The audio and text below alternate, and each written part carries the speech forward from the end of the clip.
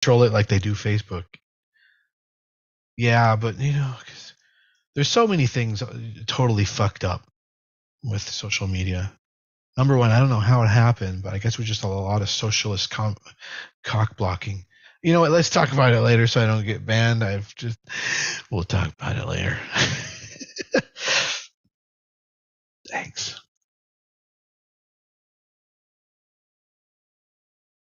We'll talk about it later. All right, going live on TikTok now as well. So we're live across the board.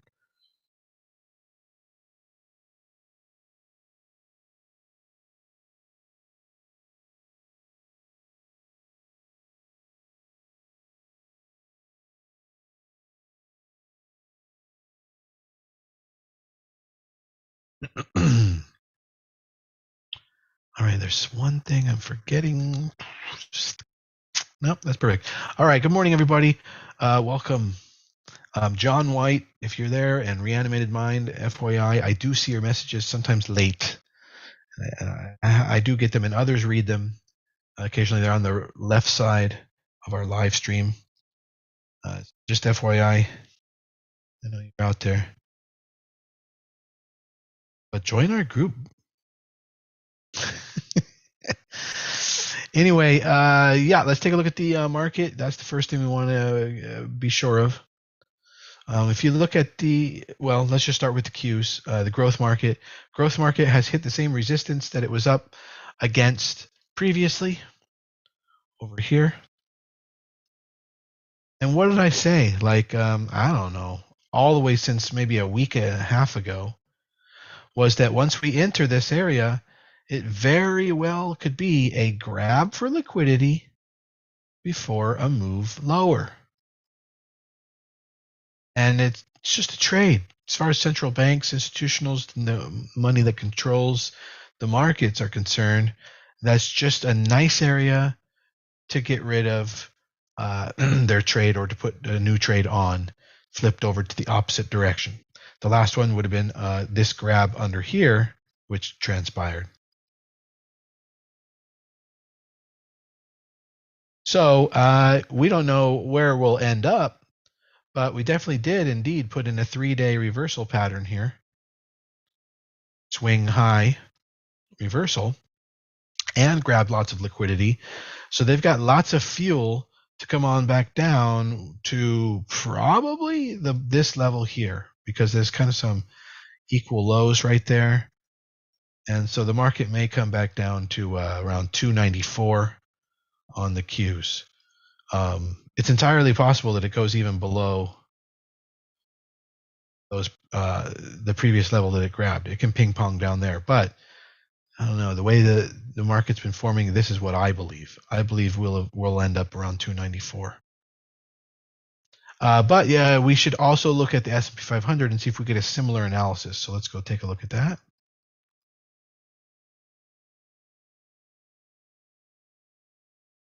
And then that's kind of like overall, like almost a weekly forecast, if you will, or like a 10-day weather forecast for the market. Okay.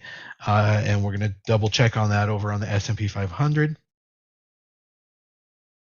Yeah, the S&P 500 basically did all that on Wednesday.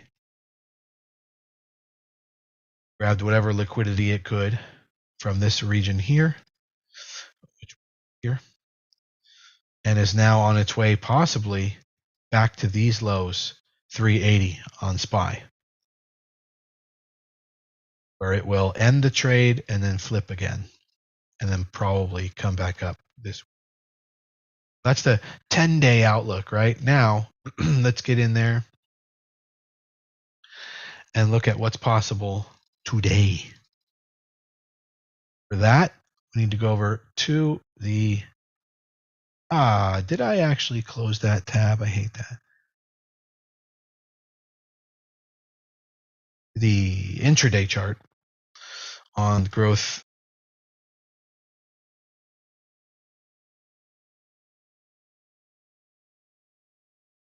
Which would be the Qs. All right, so based on that, today, we know in the last few days, this whole area has been gobbled up as liquidity to go short. Where could that target be? It looks to me like right down here. So that may be what the trade happens today. We might have a bearish trade today. And we might go grab liquidity one last time up above Asia London's highs before we do so. So we might go up at the open and then down quite strongly. But you have to take into account that this could be across 2 days or even 3. This move, this very next imminent move, could be not just today, but across multiple days. And one thing that may make that more probable in this case is that today's Friday, a very low volume day, and the market just doesn't really like to commit to concepts on Fridays. It just doesn't like to. And so, maybe we get a boring, doji, nothing kind of day today. But in general, that's probably what we're looking at forecast-wise. All right, we've got the market opening in about 2 minutes, and we are also watching Momo Picks TRKA, BRDS, DRMA. And we don't need that one. And the way they have been carving themselves out in pre-market, it looks like TRKA is the best of those bunches, but none of them, including TRKA, look like they're going to do anything fancy or momentum or crazy in particular at all. And BRDS and DRMA, in fact, have been really, really struggling to get above VWAP, which means everybody's underwater. But if that changes, then everybody's above water.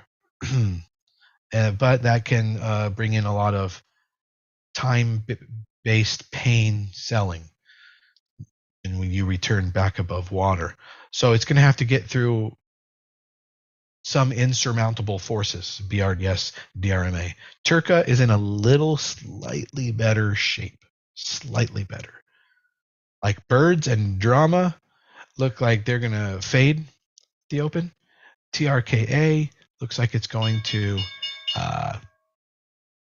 could do anything. BRDS and Drma look like they're going to fade, but I could be wrong.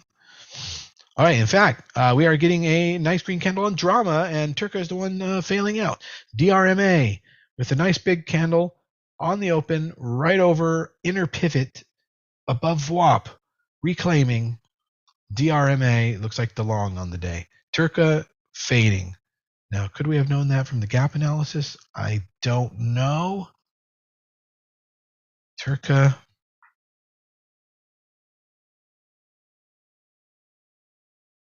Yeah, no, Trka I would guess would be green all day, just on the gap analysis.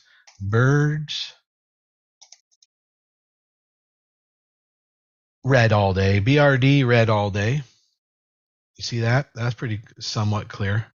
If you guys took class last night. Kind of a lot of buying lately. And then gapped up. That ain't smart money.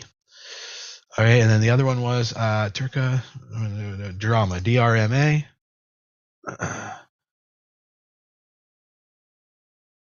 The gap was not early enough. So this looks like this could be continued institutional smart money buying on DRMA. The beginning of the move is now almost over. And as we move towards the middle of the move and potentially a multi-day move back to $3.84 on DRMA and green today. See, gap analysis would have told you that it's on the greenish side on DRMA. Last night. NIR is going to trade. Okay. NIR. Near intelligence. That's pretty funny. Like almost not dumb. All right, DRMA is about to break out on the day. pre-market high is 232. 232, there it is. It just tapped pre-market highs, a little bit of resistance there, and then it's probably going to break. Hopefully some of you got that. DRMA, that is the hot one.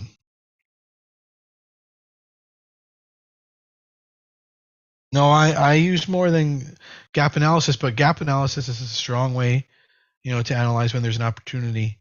But only if it's gapping. But most momos, momentum day trade stocks, are kicking off some kind of move, and so a quick little gap and that has created a large gap, and so a quick gap analysis can get you occasionally 30% of the time to know how the stock will trade on the day. It can give you some outlook. But outside of that, we have levels, VWAP, trend, higher highs, higher lows, pivot analysis, price action, support, resistance, you name it. But that can semi be part of gap analysis. All right, in the market itself, it moved up and then down. So it's not doing much. It's kind of zigzag. It may end up doing exactly what I said because it's kind of erring on the downside, it looks like. Carl is in DRMA. Good job. I think BRDS is going to be a sell-off. I don't know if you can get in. Yeah. I got to look at some of my positions here at the open, see what I've got.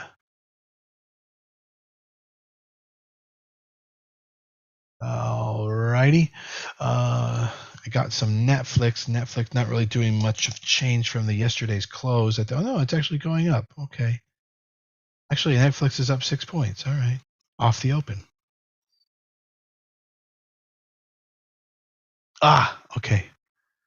I was like, why am I not seeing that reflected? I see it now. It's because I tied up my position yesterday. Now I need to untie it. There we go. So now it can run free. Netflix seems to be running. That's definite relative strength, guys, on Netflix. Because the market's pulling back, and yet Netflix is running. So what do you think it's going to do when the market's going up? It's going to go up twice as fast. It's relative strength, see?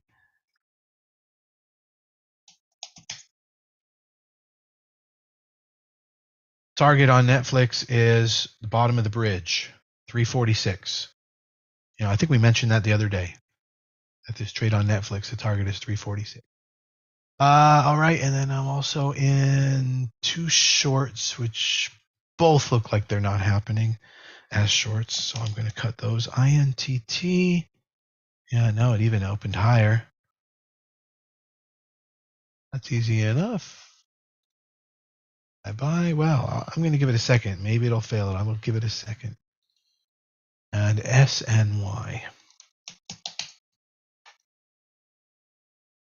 That one I can also give it a little. I still happen to be holding SMX, but I don't think that's happening yet. It is moving today, so I will leave it on until it doesn't. You shouldn't be at an SMX. And AI is another one. I am what? Long or short? Let me see. AI, I'm short. Hard to say, but so far that looks like what's happening today. I'll probably take that trade off in about $1. All right, back to DRMA. Let's see what's going on. It did, in fact, break 232, and it hit 242. Brds is not failing out. Brds is trying to run, and Trka is making a stab at it as well. Netflix continuing to run also. Meta, let's check out Meta. Meta is at an exceptional entry point. Yeah, I'm going to go with that relative strength and get in some Meta now.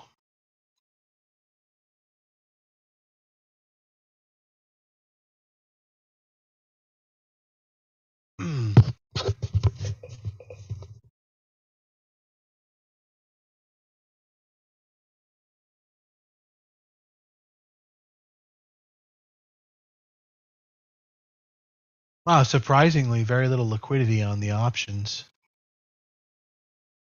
Yeah, pretty surprising. Well, I'll just have to go at the money about a 30 days out. Spread is okay.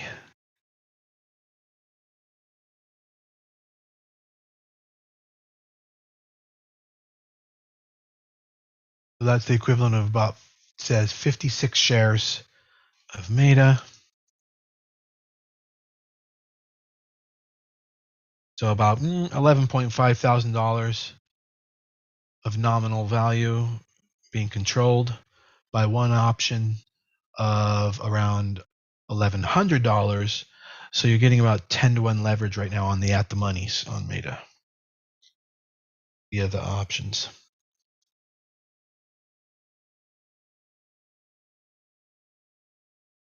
But yeah, Meta is exceptionally looking good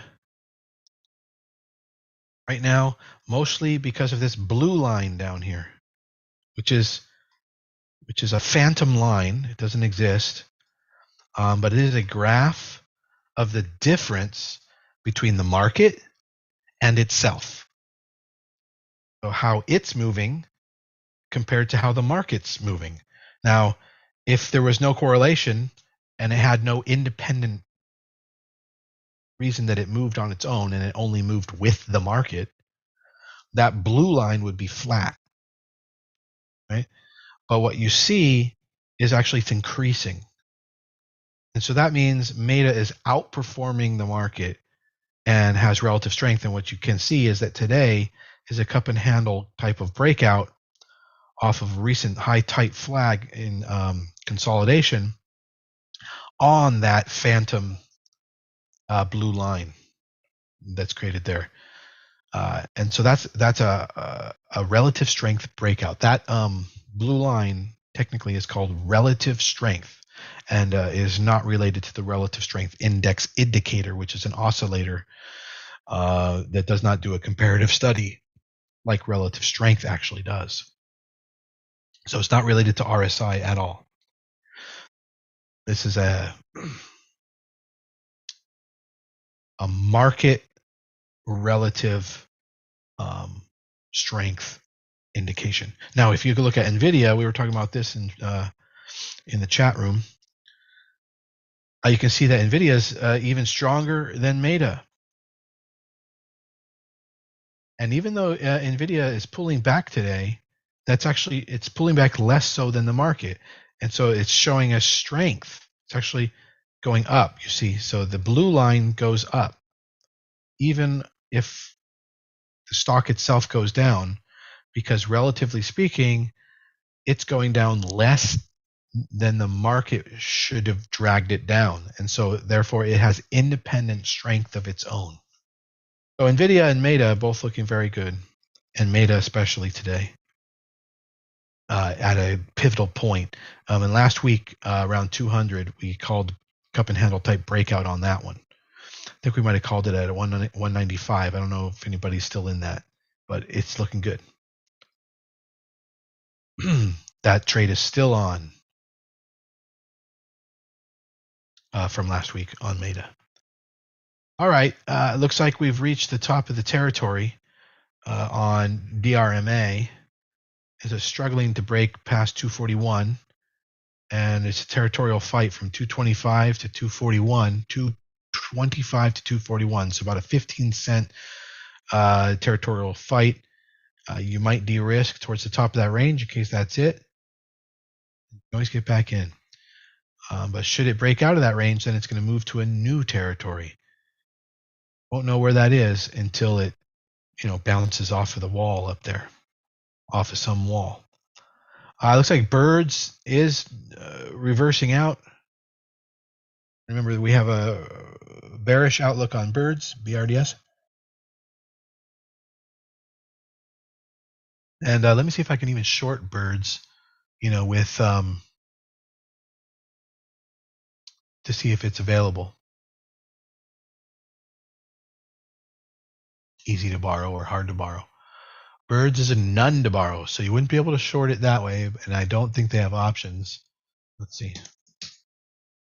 They do have options. Okay, and it is at 20 cents, and the options are $2.50 at the lowest. So you really don't have any options to short BRDS. Unless you wanted to, do so at a boutique shorting firm like Cobra Trading or what's it called? Why can't I think of it? I can picture it in my mind, but all right. Cobra Trading. Drma is starting to perk up. It's at 233. It's going to try and make an attempt to the top end of the territory, 241. Thoughts on Square? Let's see.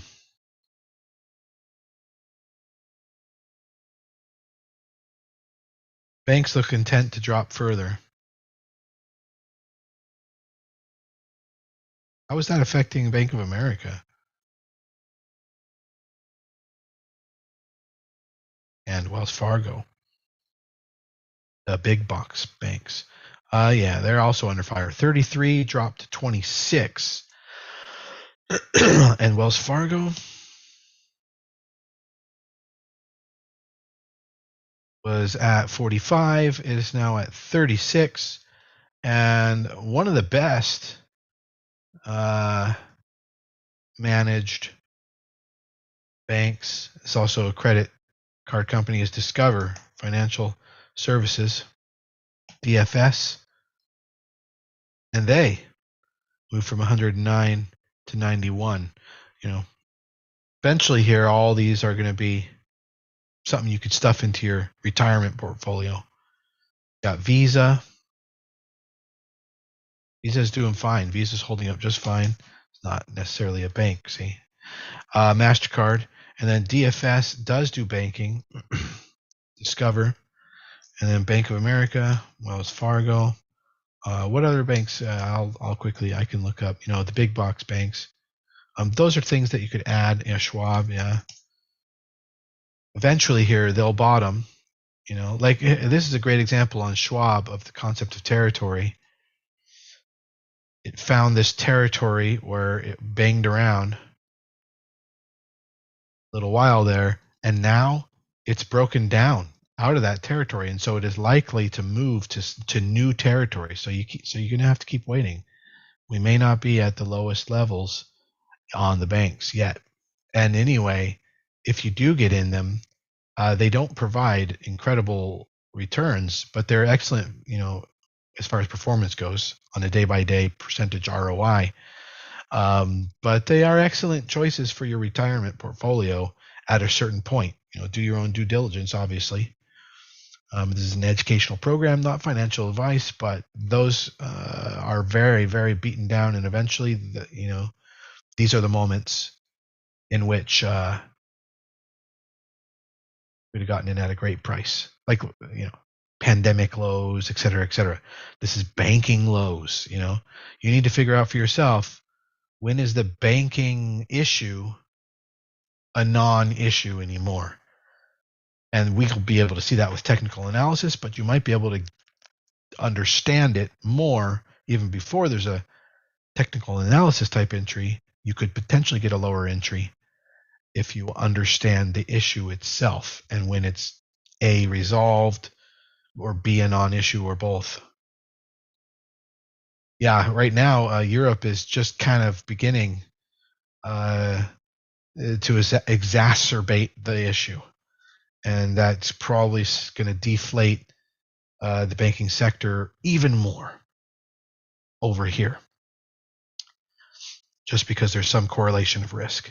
There goes BRDS for the breakdown. I wish we could short it, but there's no way to really short it. But, it's just nice to see, that it does happen.